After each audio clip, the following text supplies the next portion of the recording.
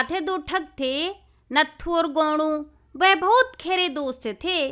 वे राह चलते लोगों से शर्त लगाकर उन्हें ठगा करते थे। वे एक दूसरे को भी ठगा करते थे। एक दिन नत्थू ने अपनी पत्नी से कहा, बहुत दिन हो गए हैं गोणू को ठगे हुए। ऐसा करो, घी का एक घड़ा तैयार करो, उसमें अंदर नीचे तो गोबर रख दो और ऊपर अच्छा सा दानेदार घी रख दो। उसकी पत्नी ने घड़ा तैयार कर लिया था। वह उसे लेकर गोणू को ठगने के लिए चल दिया। उसे रास्ते में गोणू मिल गया। नत्थू ने जब गोणू को देखा, उसकी नज़र गोणू के हाथ में सोने के कड़े पर पड़ गई। नत्थू आश्चर्य से बोला, गोणू, तेरे हाथ में कड़ा?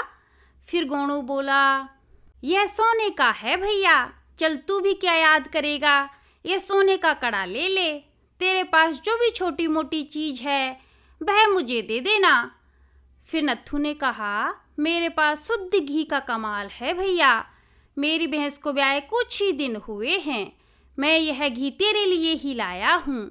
फिर गोणू ने कहा, यार नत्थू, मेरे सोने का कड़ा तेरे घी से बहुत महंगा है, किंतु दोस्ती में क्या नफ़ा क्या नुकसान।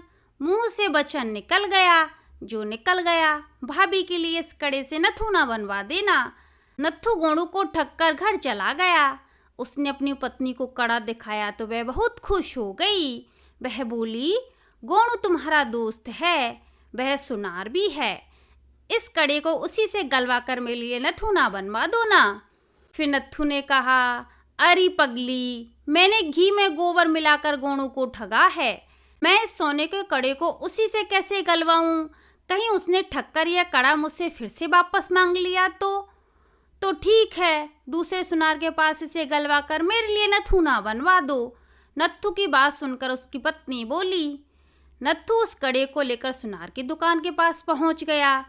सुनार ने उस कड़े की जांच करते हुए कहा, इस कड़े में 2 आने की पॉलिश है भैया, बाकी यह लोहे का बना हुआ है।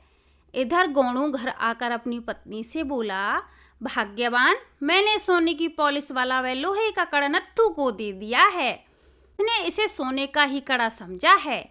बदले में उसने मुझे असली दानेदार घी दिया है। इस घी से गर्मा गर्म हलवा बनाकर खिला दो मुझे। गोणू की पत्नी ने हलवा बनाने के लिए घी निकाला तो उसे पता चल गया, इसमें घी कम है और नीचे गोबर भरा हुआ है। उसने गोणू को बताया कि नत्थू ने उसे ठग लिया है।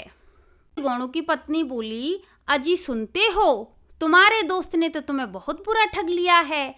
इसमें घी तो कम है और गोबर भरा पड़ा है। सुनार गोणू अपनी पत्नी से बोला, ठगी में नत्थू और मैं एक से बढ़कर एक हैं।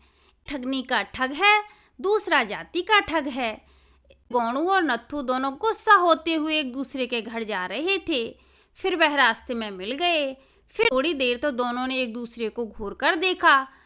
फिर बाद में बहुत तेज हंसने लगे और दोनों ही बोले, वाह भाई वाह, गुरु तो तुम हो। गोणू और नत्थू ने सोचा कि हम दोनों आपस में अब एक दूसरे को नहीं ठगा करेंगे, हम दुनिया को ही ठगा करेंगे। और फिर वो दोनों एक हो गए। तो आज के लिए बस इतना ही। आगे मिलते हैं कोई नई कहानी के साथ।